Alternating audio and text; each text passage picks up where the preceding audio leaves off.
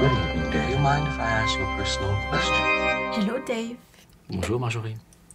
Ça va? Mais ça va très bien et toi? Très bien. Je suis très content de te recevoir dans mon pod. Ah bah merci de me recevoir, c'est très beau hein. On se croirait vraiment dans l'espace. On y est. On y est Bah, on dans y est. l'espace. Ma première question, je pense que tu la connais, c'est quel est ton tout premier souvenir et quel âge tu penses que tu avais? Je devais avoir, je pense, 2-3 ans. J'ai vu ma mère qui faisait la cuisine et elle utilisait, tu sais, les becs verseurs, là, les trucs avec des graduations dessus. Oui. Et j'ai regardé ce truc et ça m'a semblé être l'objet le plus fascinant que je n'avais jamais vu de ma vie.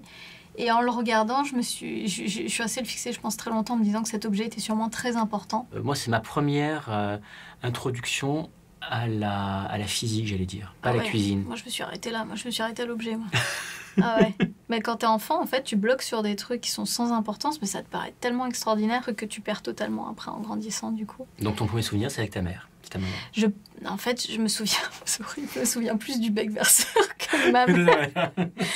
Mais je suppose que c'était ma mère, parce que mon père, il faisait pas la cuisine, donc ouais, je pense que c'était elle. Tu sais quel est le premier mot que tu as prononcé? Je pense que c'était maman, quand même. Ouais. Ouais. Je passais beaucoup de temps avec elle, toujours encore aujourd'hui, donc ouais. Quel est ton trait de caractère principal? Je suis très, comment on dit ça, sans repos, on va dire. Je m'ennuie très vite et il faut que je passe d'une activité à une autre, que j'ai un nouveau projet, que je fasse un truc. Je peux pas rester trop longtemps dans un même endroit, je peux pas habiter trop longtemps dans un même appart. Il faut que je voyage, il faut que je bouge. Donc je pense que c'est ça. Tu te lasses vite. Ouais, je m'ennuie très vite. Très vite. En fait, je suis comme les enfants, vraiment, c'est un truc purement égoïste. Genre, si la conversation me stimule parce que c'est un sujet qui m'intéresse, je reste. Si ça m'intéresse pas, j'ai du mal à faire cet effort que font tous les adultes. Oui, mais tu m'as quand même dit que voilà, il faut que tu bouges d'endroit, il faut que tu déménages aussi régulièrement. J'allais presque dire en amitié ou en amour. C'est pareil? Non, j'ai les mêmes amis depuis longtemps. Ouais. Ouais, c'est vrai, c'est Mais bizarre. bon, parce que ça se renouvelle aussi. S'il y a des amis avec qui, au fond, on n'avance pas et la relation n'évolue pas. Par contre, ça me dérange pas d'enlever les gens de ma vie. Enfin, je veux dire, c'est horrible, hein, mais il y a beaucoup de gens, moi, s'ils me donnent pas de nouvelles ou si finalement la relation est pas plus intéressante que ça, je les sors complètement et ça me pose aucun problème. C'est bien, c'est une force de caractère. Bah, je sais pas si c'est bien, parce que je le prenne pas très bien. Non, mais c'est une force parce que tu ne seras pas... combien de fois je te mens parfois parce qu'on a trop passé d'années ensemble, trop de choses. On traîne des relations. On se dit, mais... Et regarde, pour se séparer ou même en pire, amicalement, je pense qu'on traîne plus que sur le plan affectif, amoureux. Bah oui, parce que tu veux pas... Parce que tu te dis, c'est moins grave, c'est moins... Et en fait, parfois, tu te dis, mais ça fait 10 ans que je côtoie cette personne et en fait, notre relation est finie. Ouais, et des fois, c'est rien qu'aller boire un café avec la personne, ça devient insurmontable parce que tu te dis... C'est même pas la peine. Je m'ennuie dans cette relation amicale. Mais pareil pour tous les objets aussi, je trouve que c'est un rapport de... Il y a beaucoup de gens qui s'accrochent aux trucs, aux objets, aux vêtements, aux machins. Et je trouve ça cool de pouvoir tout laisser derrière, en fait, et de passer à autre chose. Alors, moi je pense que ton trait de caractère est, au fond aussi, ta qualité principale. Oh. Mais quel serait ton défaut principal? Je suis très paresseuse. Ça, c'est terrible. Vraiment, je suis... Bon, c'est pas je veux dire un défaut qui est pas très gros, mais qui est très important dans ma vie. Je suis tout le temps en retard. Mais vraiment, c'est une catastrophe. Si les gens qui travaillent avec moi regardent, même mes amis et tout, ils pourront que valider cette information. Je suis tout le temps en retard. Et pourquoi? Je sais pas. C'est une maladie. J'aime pas attendre, du coup, je préfère. C'est ça, qu'on m'attende. t'aimes pas t'ennuyer en fait, ça rejoint ton caractère. Ouais, et puis je me dis toujours que je peux tout faire en très peu de temps, tu vois. Puis tu sais, le problème, c'est que quand tu fais ce métier, en fait, surtout YouTube et tout, tu gères ton propre emploi du temps. Et pour les gens qui sont pas rigoureux comme moi, c'est une catastrophe parce que du coup, t'as personne pour te dire. Enfin, tu vois, à une époque, je pointais, voilà quoi, si c'était déduit de mon salaire quand j'arrive en retard. Exactement, Là, clair. non. Donc finalement. Ah oui, tu te dis, bon, on continue un peu plus tard, c'est tout. Voilà. Ouais. Spontanément, lorsque tu étais enfant, tu te voyais comment comme adulte? Exactement celui-là. Ah, c'est bien. Ah oui. T'as jamais imaginé faire autre chose? Alors, très très tôt, je voulais être princesse. Beaucoup de petites filles, on se fantasme de la reine, de la princesse. Mais elle a des super coiffes. C'est vraiment une question de tenue, de super vêtements et puis je voulais être princesse. Et puis après, quand j'ai commencé à regarder des films et à être fan de chanteurs et tout, je me suis dit, je veux faire du spectacle. En fait, c'était un peu flou, tu vois. C'était un truc... Je savais que je voulais être dans le milieu artistique, mais je savais pas exactement ce que je voulais faire. Je pensais que je voulais être chanteuse.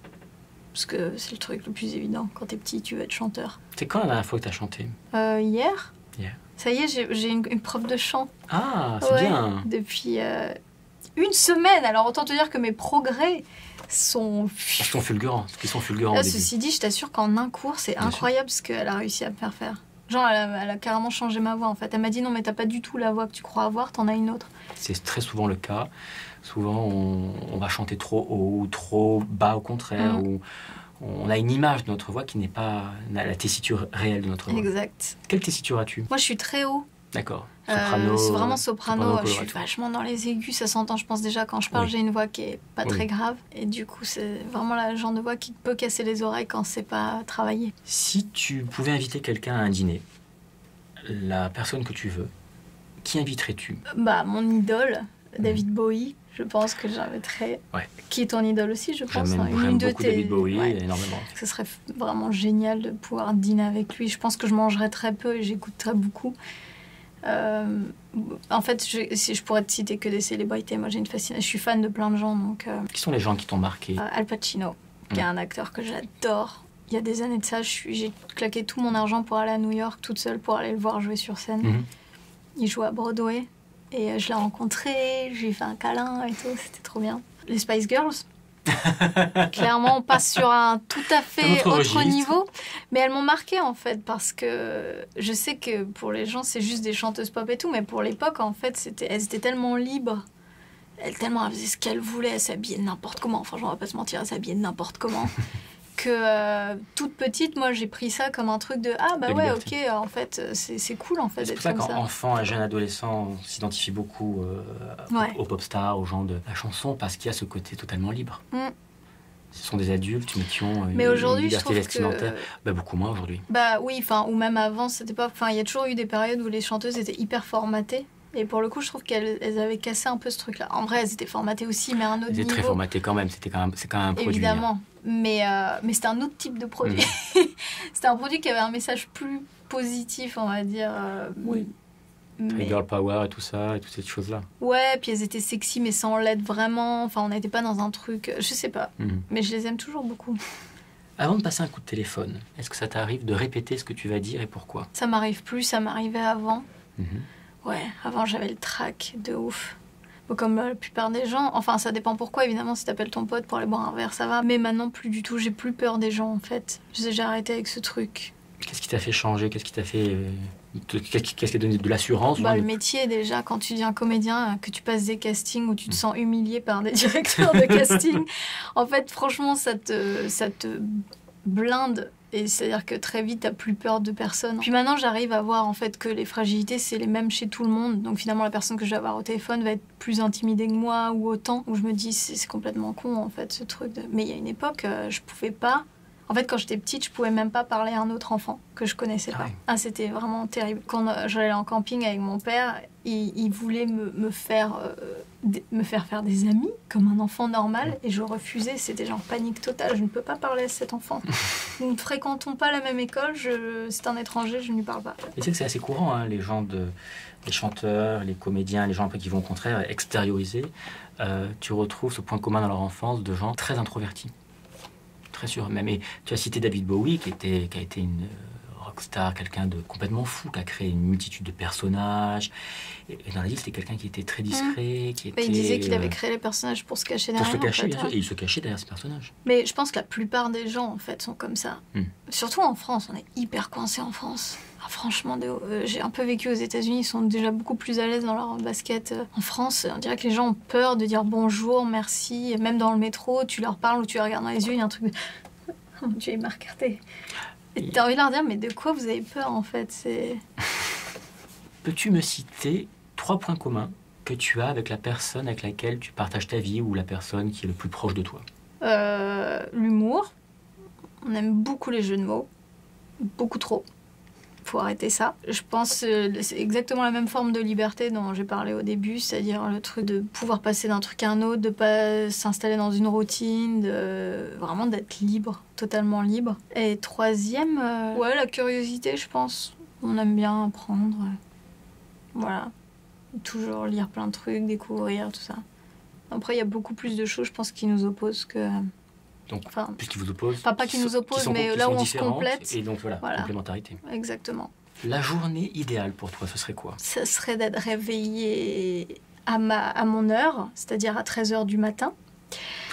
Oui. Ouais, je sais, hein, c'est violent, hein, mais si j'ai pas de réveil et que j'ai pas de contraintes, c'est à cette heure-là que je me réveille, vraiment. Que là, il y ait une formidable limousine qui vienne me chercher pour m'emmener sur le tournage du prochain Scorsese, où là, je tiens le rôle principal, évidemment. Et une petite journée comme ça de 4 heures, tu vois, pas plus. Bien sûr. Bah, voilà, fatalement, si on commence en milieu d'après-midi, et puis on termine le soir, on va tous boire un verre avec les acteurs. Voilà. Ce serait pas mal, ça. Donc, dans ta journée idéale, il y a ce désir au niveau, tu es comédienne, et au niveau d'aller vers des grands rôles. En fait, bizarrement, souvent j'aime plutôt les rôles masculins au cinéma. Enfin, mes films préférés, c'est quasiment toujours des films qui sont tenus dont l'affiche est tenue par un homme. Mais j'aimerais qu'on puisse un jour m'offrir un rôle de l'envergure, j'en sais rien, de Tony Montana dans Scarface, tu vois, si tu veux. Sans dire que ce serait un rôle de... Mais tu vois, un truc qui... Je trouve que... Je sais pas si les femmes ont cette chance-là d'avoir souvent des rôles hyper cool. Si, il y a Black Swan, j'ai bien aimé, beaucoup aimé. Je trouvais que Natalie Portman avait eu beaucoup de chance. Il y a eu un personnage un peu particulier dans les fins 70-80, c'était Sigourney Weaver. Dans Alien, ah ouais, Ripley. Exact. Et ben très bon exemple, j'aurais adoré faire ça. Mais elle est géniale. C'était une pionnière. Hein. Ouais, mais tu vois, Sigourney Weaver, mine de rien, elle a un côté très masculin. Inconsciemment, il y a quand même... Elle est très grande, elle n'a pas de poitrine. Il y a un côté guerrière. Voilà. Donc je pense que Amazon. C'est encore compliqué pour les gens d'envisager des femmes, entre guillemets, genre un peu sexualisées et tout, dans des rôles très masculins, ce qui est dommage. Je peux le comprendre, on a le corps qu'on a, on peut pas... J'aurais pas pu jouer dans Rocky, par exemple, clairement. Non, il vaut mieux pas. Mais non, il fallait... Il y a des femmes qui font du bodybuilding aussi, mais... Oui. Mais en fait, de la même manière que n'importe quel mec aurait pas pu jouer Rocky, en fait. Genre Jamel Debbouze n'aurait pas pu jouer Rocky. Non, il fallait Schwarzenegger ou Stallone. Donc c'est ça le problème quand t'es comédien, c'est que tu dépends aussi vachement du corps que t'as et de... Oui, le physique entraîne des rôles. Ouais. Quelle serait ta pire journée? Eh ben, un réveil bien tôt le matin. Ouais. Pour un projet bien pourri, qui serait pas payé, où je serais traitée comme de la merde, où je serais dirigée par un réalisateur sexiste et raciste de surcroît, voilà, qui purait de la gueule en plus. Le top du truc, quoi. Et puis de la pluie aussi, tu vois, la pluie, du froid, enfin moi j'en ai nulle, quoi. Avec les filles de Good Monique, Juliette et Audrey, un jour on a fait un tournage... Parce que j'avais écrit le sketch en plus, donc elles ont été très mignonnes parce qu'elles m'en ont pas trop voulu. Mais je voulais faire une parodie des films sur le Nouvel An. Parce que je trouvais ça ridicule que dans tous ces films, les meufs sont tout le temps en mini-jupe à New York, un 31 décembre. Alors je fais juste un foie de canard. Voilà. Donc on a tourné la même chose. Donc on s'est retrouvés en mini-jupe. C'était en novembre, fin novembre, début décembre. Il faisait hyper froid et c'était la pire. Genre c'était une des pires et des meilleures journées de tournage. Parce qu'au bout d'un moment, on avait tellement froid qu'on riait. Mais c'était horrible. On dit, merci de nous avoir écrit ça. Bah, on s'entend très bien, donc ça va, mais franchement, j'avoue, j'étais pas bien. Mais le sketch, c'est cool. Enfin, moi, il me fait rire, mais c'est vrai que ça a été beaucoup de souffrance. Si tu regardes le sketch, tu vois Audrey, elle a le nez rouge, tomate, et des trucs qui coulent. Je sais pas, pendant tout le sketch, c'est vraiment très gênant. Bref. Quand as-tu pleuré pour la dernière fois? J'ai beaucoup pleuré il y a quelques mois. J'ai perdu quelqu'un d'assez proche. Du coup, quand j'y repense de temps en temps, ça me fait pleurer, mais je pourrais pas te dire exactement quand. Ouais. C'était pas récent. J'ai pas pleuré récemment. Quels films te font pleurer? Titanic me fait beaucoup pleurer. Je vais pas te mentir, je l'ai vu 1250 fois et à chaque fois je pleure. Moi, je l'avais vu au cinéma quand il était sorti. C'était dans une très belle salle, c'était à l'UGC Normandie sur les Champs-Élysées. Ouais. Je l'ai vu 2 fois avec réservation et avec entracte. Moi, je l'ai vu en ciné-concert là au Palais des Congrès il y a 2 ans. Ah ouais, c'était incroyable. Donc il rejoue tout, la BO et tout, et il y avait un entracte. Puis c'est une histoire vraie en plus. Oui, enfin c'est romancé, mais c'est autour d'un phénomène vrai. Je veux dire, il y a vraiment un bateau qui a coulé, des gens qui sont morts. Ce qui fait le plus pleurer. Moi, je pleure pas pour leur histoire, Léo, machin, c'est bon, les histoires d'amour. Vous en remettrez, d'ailleurs, ça en remet très bien. Spoiler. Elle s'en remet très très bien, oui. Elle s'en remet, mais ça a toujours été là dans sa vie. Bien sûr. Et jusqu'à la fin de sa vie. Of course. Jack. Toujours là. Ouais. Ouais. Il l'a sauvée de toutes les manières qu'une femme peut être sauvée. Ok, ça devient gênant, je commence à faire les répliques. Il faut vite qu'on passe à la question suivante. La question suivante, c'est justement, si tu pouvais changer de sexe pendant une journée, tu deviens un homme, qu'est-ce que tu ferais que tu n'aurais pas pu faire en tant que femme? Ou qu'est-ce que tu veux expérimenter? Ou comment tu vas vivre cette journée? Oh, j'irais carrément draguer, je pense. J'irais draguer des meufs. J'irais faire le truc, quoi. Enfin, tu vois. Je sais pas si j'irais jusqu'au bout. Déjà, il faut que je sois un mec beau. tu vois, parce que si je suis pas un mec beau... Tu es une belle fille, donc on va dire ça va. Je suis très moyenne quand même. Donc je serai un mec moyen, mais ouais, non, j'essaierai d'aller pécho un peu, ouais. Et puis après, il y a quand même... Moi, en tant que femme, je me mets pas de limite. Je me dis pas, je peux pas faire ça parce que je suis une femme. Je vois pas trop ce que je pourrais faire de plus si j'étais un homme. Si je serais mieux payée, mais sinon... Ça... non, pas dans mon métier, mais je sais pas. Ouais, juste ça, je dirais séduire des femmes. D'accord. Peut-être même des hommes. Qu'est-ce qui stimule ta créativité? La musique. J'aime bien, quand j'écris, j'aime bien écouter de la musique. J'ai du mal à écrire dans le silence. Travailler la nuit, qui je trouve beaucoup plus facile. Donc je me couche tard, donc je me lève tard, donc j'arrive en retard sur les plateaux. Enfin bref, tout ça se rejoint. Quel type de musique tu écoutes?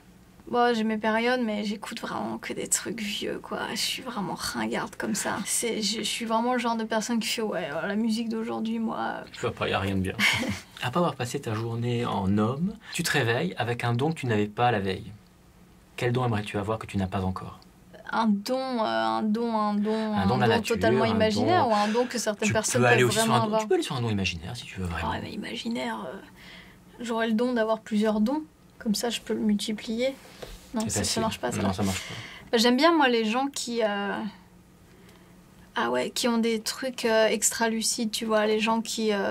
Moi, j'essaie sincèrement de le cultiver. Médium, qui arrivent à avoir des visions. Soit les gens qui parlent avec les morts, soit ceux qui arrivent à sortir de leur corps... les trucs comme tout ce qui est de l'esprit, un peu de... Tout ce qui est paranormal. Exactement, j'aime beaucoup. Que tu puisses en fait décupler tes sens et en développer d'autres qui te permettent d'être réceptive. La télépathie. À toutes ces choses-là. Ouais. Sans parler, tu comprends, Je sais, ceux qui communiquent avec des animaux. Les animal communicators. Ouais. Oui, c'est un truc qui existe. Oui, alors après, on y croit pas, mais il y a quand même des trucs, des démonstrations assez incroyables, et ça, c'est vraiment un truc que j'aimerais avoir, pouvoir discuter avec les animaux. Il y a une meuf qui a fait ça... avec un gorille, je sais pas si tu connais Coco. Les gorilles communiquent avec le langage des signes, qui leur est propre, qui est évidemment pas le même que le nôtre, mais du coup, elle a pu lui enseigner quand elle était petite le langage humain. Des signes. Donc elle a pu communiquer avec elle, et en fait c'était presque la première fois que des humains pouvaient vraiment communiquer avec un animal, c'est-à-dire que ça faisait le pont. Elle lui répondait, elle lui parlait aussi des autres qui étaient présents dans le refuge, et c'était incroyable en fait. Elle est toujours vivante, elle s'en occupe toujours, mais elle a pu avoir des témoignages de type quand j'étais petite, on a abattu ma mère devant mes yeux. Alors évidemment c'est pas dit comme ça, oui, bien sûr. On est plus sur un truc de maman, boum boum, paf, pleurer. Voilà, mais qui retraduit la phrase. Mais après, voilà, et tu te dis waouh, donc ouais, nous qui mettons du style, mais au fond tout est dit. Exactement. Et du coup tu comprends que ils ont une mémoire, deux, ils ont des sentiments, des blessures liées à des trucs qu'ils ont vus enfants, et c'est... Enfin, bref. Moi, je pense que on va avoir de très très grandes surprises. Je disais tout à l'heure, j'en parlais avec Audrey, parce qu'elle me disait c'est amusant. Autour de moi, j'ai beaucoup d'amis qui sont végétaliens ou qui... Je dis, je pense qu'on va changer notre mode même de nourriture très vite et notre vision sur les animaux. J'espère. Parce que c'est vrai que, et ça rejoint en partie ce que tu dis sur communiquer avec les animaux. On ne communique pas avec un poulpe, on ne communique pas avec... On a des animaux qui sont tellement... les poulpes sont très intelligents. Oui, il paraît. Mais je pense qu'un jour, on aura une machine qui traduira de l'humain à l'animal. Ou si on aura un traducteur comme on fait pour les langues, tu dis un mot, puis hop. Il y a des Japonais qui développent ce truc. Mais beaucoup de gens, beaucoup de scientifiques sont en train d'essayer de développer des choses comme ça qui pourraient transmettre. Ouais. On le fait avec les animaux qui sont le plus proches. Parce que d'un coup, on va avoir une vision, on va se dire, mais je peux plus te manger, je peux plus avoir tel rapport. De toute façon, c'est déjà ce qui est en train de se passer. Et je comprends que ça fasse... Enfin, il y a des gens qui sont très irrités par ce nouveau truc de tout le monde est végétarien, ils le prennent comme une mode, mais c'est pas une mode, c'est juste un changement de société. Ouais. Ah oui, c'est une mode sans être une mode. Beaucoup de gens le voient comme effectivement le côté bobo parisien. Ouais, mais non, je t'assure que quand tu dois changer ton alimentation que tu as eu toute ta vie et tout ce que ça engage, je t'assure que tu le ferais pas juste pour être dans la tendance. En fait, c'est très dur. Et c'est pour ça que ça m'énerve quand t'as des... Moi, j'avais fait une vidéo sur le végétarisme sur ma chaîne. Et évidemment, dans les commentaires, il y a eu « Ouais, t'es bobo, t'es machin. » Déjà, moi que je suis bobo, tu vois, ça me fait rire. C'est pas toi. Et t'as envie de leur dire, mais en fait, vous ne comprenez pas ce que ça mobilise chez quelqu'un de remettre en question. Posez-vous la question, les processus et tout ça. Imagine-toi faire une semaine déjà sans manger de viande, en changeant toute ton alimentation. C'est compliqué. Donc, d'ailleurs, moi, j'y arrive qu'à moitié, tu vois. Mais je pense qu'on y va. J'espère qu'on y va. Si tu avais une boule de cristal devant toi qui pouvait te révéler quelque chose, une seule chose, qu'est-ce que tu aimerais savoir? Ce qu'il y a après la mort. Normal. Sans aucune hésitation. C'est... Oui. Ouais, c'est ce qu'on se pose tous comme question. Ça change tout. Hein. Alors là, ta vie change radicalement. Hein, selon ce qu'il y a. Où va-t-on, voilà, hein, parce que s'il n'y a rien, je peux te dire, mon pote, je profite ici. Hein. Donc, ouais, non. Est-ce que tu crois qu'il y a quelque chose, toi? Moi, ouais, je pense. T'es croyante? Non, j'ai été croyante. J'ai même été religieuse. Enfin, religieuse, entre guillemets. Oui, tu as cru en un texte qui était ancré dans une des religions monothéistes. On va dire, exactement. Moi, j'ai été convertie à l'islam, en fait, pendant plus d'une dizaine d'années. Et j'en suis revenue. Des gens dans ma famille le sont toujours parce que mes sœurs le sont aussi. Mais moi, j'en suis revenue totalement parce que j'ai tout remis à plat. Et voilà. Donc aujourd'hui, j'essaie de me débarrasser au maximum de tout ce qui est croyance, qui repose sur pas grand-chose, c'est-à-dire juste des textes. Et de me fier à d'autres trucs. Mais en ce qui concerne la vie après la mort, c'est juste que j'ai eu beaucoup d'histoires qui m'ont été racontées qui me font penser qu'il y a sûrement quelque chose. Voilà. C'est pas juste j'ai envie d'y croire parce que j'ai envie d'y croire, c'est que... Il y a eu trop de choses qui te font dire qu'il y a pas rien. Puis même, ça me paraît pas logique, en fait. Je trouve ça très bizarre, ce truc de... Bon, et voilà, et ça s'arrête là, et ça s'arrête là. C'était tout. C'était ta vie, et puis c'est fini. Et tu fais d'accord, mais ça sert à rien, en vrai. Tu vois, alors que... Est-ce que la vie a un sens, hein, si ce n'est de la reproduire, la continuer, la vie? Ouais, mais il y a quand même... J'ai l'impression que tout est un peu mathématique dans la vie. Tout fonctionne quand même plus ou moins de manière un peu huilée. Donc que ça soit complètement what the fuck. Rien ne se perd, tout se transforme. Et donc, au fond... Puis même, on est de l'énergie, tu vois. Ça, on le sait maintenant. Oui, tout à fait. Donc que tu quittes ton enveloppe corporelle, ok. Mais ton énergie, elle va pour moi, même s'il n'y a pas la mémoire terrestre, exactement, il y a une continuité. Ouais. Mais à un moment, ce qui est bien, c'est qu'à un moment, pendant une dizaine d'années, la religion, quelle qu'elle soit, enfin, soit ça a été l'islam, a permis de te structurer ou a permis de te donner... Ouais. C'était familial? C'était une remarque? Maintenant, avec le recul, je pense que oui, c'était ma sœur était là-dedans. Donc moi, ma sœur, c'est mon modèle. Enfin, j'ai quand même eu un truc de j'ai lu et ça m'a parlé, tu vois ce que je veux dire, ça me paraissait c'était une très révélation, logique. C'était quelque chose en te disant là je me reconnais. Exactement. Puis, mais après, maintenant, aujourd'hui, je me rends compte que quand tu as envie de croire en quelque chose, tu t'arranges pour que tout ce que tu lis, tout ce que tu entends aille dans ton chemin, tu vois. Alors des fois, il y avait des trucs que je trouvais incohérents. Mais j'arrivais à me persuader que si, ça a un sens. Tu faisais ta sauce. Juste moi, ouais, exactement. Tu faisais ce qu'on appelle faire de l'emprunt, en fait. Tu faisais des emprunts dans le texte qui te plaisaient. Puis le Par reste, exemple, ou alors je me disais, c'est que je dois pas assez bien raisonner pour comprendre ce qui est dit là, alors que clairement, je voyais qu'il y avait des trucs, avec lesquels tu n'étais pas d'accord. Que moi, j'estime être des incohérences. Maintenant, j'ai un respect. Qui n'était pas ta philosophie, qui n'était pas ton... Mais c'est même pas une question de philosophie, c'est quand tu raisonnes. La raison, elle se confronte quand même vachement à la religion, en fait, quand tu vois... Mais le scientifique se confronte, et même dans les textes, tu prends chez les catholiques, par exemple, le Nouveau Testament, on a quand même les évangiles, et les évangiles, parfois, sont très contradictoires. Oui. Et même, il y a les apocryphes qui sont parfois complètement hallucinants. Et si tu poses la question à quelqu'un qui est un peu spécialiste de la religion, la manière dont il te répond, des fois, t'as envie de dire, attends, mec, là, tu vas pas me convaincre, quoi. Je suis comme ça, attends, va chercher le sel. C'est la croyance. Voilà. Croire. Et ne pas comprendre, donc c'est vrai qu'il y a un moment... Voilà. Et en fait, en m'intéressant à la philosophie, c'est comme ça que je suis, entre guillemets, sortie de la religion, c'est que d'un coup... La philosophie a pris le pas. Ouais. Et la philosophie t'explique un truc très concret, c'est-à-dire qu'on te dit, tu n'es pas débile, tu as un cerveau, et tu peux faire la part des choses, en fait. Tu peux raisonner sur plein de choses. Tu ne trouveras pas forcément la réponse, mais tu trouveras un début de réponse. Et en raisonnant avec un esprit un peu philosophique, en fait, la religion, malheureusement, c'est un truc qui, moi, c'est complètement barré, en fait. Ouais. Je me disais, mais c'est plus possible, ce n'est pas logique, ça ne m'apparaît pas logique. C'est incohérent avec ce que je lis, exactement. les est-ce nouveaux que textes. Je ressens, est-ce que je suis, ça allait tout le temps en contradiction avec moi. Tout le temps en contradiction avec ce que je suis. Et surtout, l'islam, il y a... Bon, en chrétienté, on se lâche un peu maintenant. Hein. Mais l'islam, c'est toujours une forme assez stricte.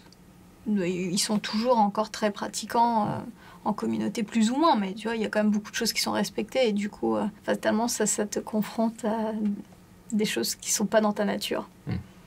Mais voilà, ma sœur, elle est toujours convertie. Elle, ça lui va très bien. Super. C'est super. Quels sont les philosophes, quand tu dis c'est la philosophie, est-ce qu'il y a des pensées, des philosophes qui t'ont plus marqué? Il y a des noms qui peuvent ressortir ou c'est Non. C'est une globalité, c'est plusieurs textes. Aristote, allez, parce que c'est le truc un des trucs que j'ai le plus retenu en me disant c'est très intelligent comme démarche quand tu veux faire comprendre quelque chose à quelqu'un, plutôt que de lui dire c'est ça, pose-lui des questions et amène-le à faire sa réflexion tout seul en fait, à trouver sa réponse tout seul. Du coup maintenant je fais ça quand je suis pas d'accord avec quelqu'un, plutôt que de le confronter, je lui pose des questions et des fois les gens ils se rendent compte de leur propre incohérence en répondant aux questions. Et moi c'est comme ça aussi que je fonctionne avec moi-même, donc c'est bien. C'est vrai que Schopenhauer, moi, et Nietzsche. Nietzsche a été une révélation quand même. C'est vrai qu'il m'a... Moi aussi, j'étais élevé dans un milieu pas assez religieux, mais moi j'ai les deux religions. Mon père était élevé dans le judaïsme et ma mère dans le christianisme. Mais j'ai eu les deux, et c'est que j'en suis revenu complètement. Mais t'as eu un moment où t'étais... Oui, un moment, oui, tout à fait. Il y a un moment où j'étais assez jeune. Et t'en es revenu comment? Assez vite, en fait. Assez vite, où je me suis rendu compte que les textes étaient incohérents avec mon épanouissement. C'est tout. Où je me suis dit, mais le texte dit telle et telle chose et ça va pas du tout avec ce que je veux faire, ce que je veux être, ce que je veux, tu ce que je sens au fond de moi. Il y a une souffrance, il y a un truc de mais pourquoi je souffre comme ça mais alors voilà, que ça va pas. Et justement, et surtout en découvrant qu'à travers d'autres textes, mon esprit se développe beaucoup plus, mon ouverture d'un coup, je ne vais plus être dans la haine de telle ou telle chose, mais au contraire, je vais essayer de comprendre la différence. Ouais, parce qu'en fait, ça crée, moi, je sais pas si c'est pareil pour toi, mais moi, ça a créé un truc de frustration. Oui, et du coup, qui me rendait amère, en fait. Et du coup, je devenais... déjà, j'étais pas bien. J'ai vécu comme ça, moi aussi. Et voilà, et du coup, tu vois pas comment tu vas faire du bien en étant toi-même amère, tu vois. Alors que depuis que je suis libre, entre guillemets, de tout ça, je suis vachement plus généreuse, plus ouverte, tout ce que tu es censée être quand tu es. Il y en a d'autres non. Toi, ta sœur, je pense, tu as un bon rapport avec elle. Elle, au contraire, ça lui permet de la structurer et de s'épanouir et d'être généreuse. Dit, en tout cas, oui. Et moi, ça a été un peu comme toi. C'est plutôt donner entraîner une vraie frustration. C'est compliqué d'être humain. Chacun cherche son moyen pour exister. Hein. C'est très compliqué. C'est ce que je dis à mes chats tous les jours. Je dis, tu ne sais pas à quel point c'est compliqué d'être un humain. Je vais te laisser toute seule. Oh non, c'est pas vrai. Je vais te laisser toute seule et tu vas transmettre un message. C'est ton message translunaire. Le message translunaire, c'est un message que tu dois adresser à une civilisation extraterrestre qui n'est pas de la Terre, lorsque la Terre aura disparu et que des gens autres vont découvrir de toi. Vous m'entendez? Alors, moi, je vous entends pas, mais je vais vous parler quand même et j'aimerais bien que vous écoutiez. Cher peuple qui n'est pas de la Terre, je voulais... Bonjour, Marjorie, enchantée, déjà. Je fais des vidéos sur YouTube. Si vous avez Internet, vous pouvez vous abonner. Mais c'est pas grave, on en reparlera plus tard. Oui, je voulais vous dire, on a fait des petites bêtises sur la Terre parce qu'on n'est pas toujours très très bon, tout ce qui est organisation. Je vous vois, vous êtes quelque part par là, non? Non, j'ai cru. Mais on a vraiment fait de notre mieux. Du coup, si vous pouviez, vous, de votre côté, là où vous êtes, là où vous vivez, faire encore mieux que notre mieux, ça serait plutôt pas mal. Voilà. Parce que finalement, je suis pas sûre que notre mieux, c'était assez. Voilà. C'est tout ce que je voulais vous dire. Et aussi, abonnez-vous à ma chaîne, donc. Voilà. Si tu es arrivé jusqu'ici et que tu en veux encore, clique ici en bas à droite. Et si tu veux voir ma prochaine vidéo, abonne-toi à ma chaîne en cliquant ici, sur la gauche.